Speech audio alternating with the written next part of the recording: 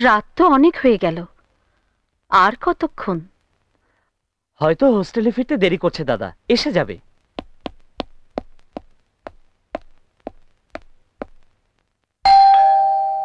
ওই বোধহয় দাদা এলো।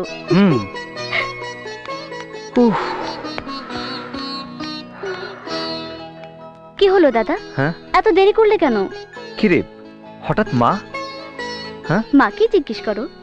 হ্যাঁ, মা মা অপু, থাক থাক। মা মা, হঠাৎ তুমি কোনো খবর না দিয়ে চলে এলে? তুই কোনো খবর দিস না খবর নিস? দাদা, হাতে মুখে জল দিয়ে চলে এসো, খেতে খেতে কথা বলি। আমি খেয়ে এসেছি, বাইরে খেয়েই হোস্টেলে ফিরেছিলাম। সে কি, আর আমরা এদিকে তোমার জন্য না খেয়ে বসে আছি। সরি বোন, আমি তো জানতাম না। তা মা, সব খবর ভালো তো?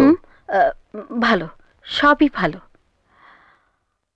আমার পুরনো বুকের ব্যথাটা মাঝে মাঝে টের পাচ্ছি, তাই ভাবলাম বিলেতি ডাক্তার দিয়ে চিকিৎসা করিয়ে দেখি। তা আমাকে তখন বললে, মানে একা একা এত দূরে আসা। একা না এসে উপায় কি? হ্যাঁ, সঙ্গে আর কাকে আনবো? কেমন ছেলে পেটে ধরেছি যে একটি বারও বউয়ের কথা জানতে চাইল না। মা একলা না এসে মিনুকে সাথে নিয়ে আসতে পারতো। শরীরটা ভালো লাগছে না রে, আমি বরং। হ্যাঁ মা, তুমি এত দূর থেকে জার্নি করে এসেছো, চলো শুয়ে পড়বে। চলো চল। কাল ডাক্তারের সঙ্গে অ্যাপয়েন্টমেন্ট করে আমি এসে তোমাকে নিয়ে যাব। আস্তে দেখে নেব।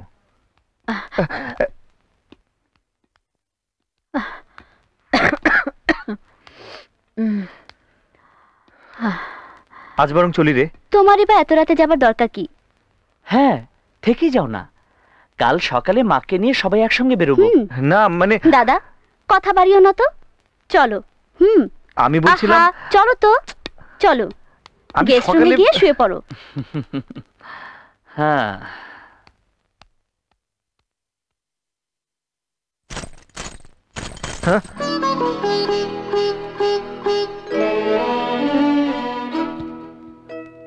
হ্যালুসিনেশন।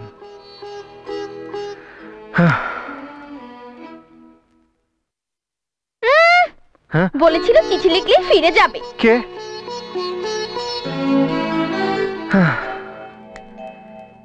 এসব আমি কি ভাবছি? না, রোজ একটা করে চিঠি লিখলাম, তাও কারো খবর নেই, এমনকি উত্তরও দিল না। কে কে কে কে কথা বলছে?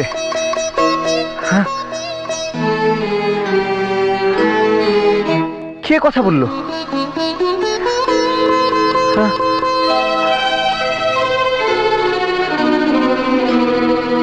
কে কে?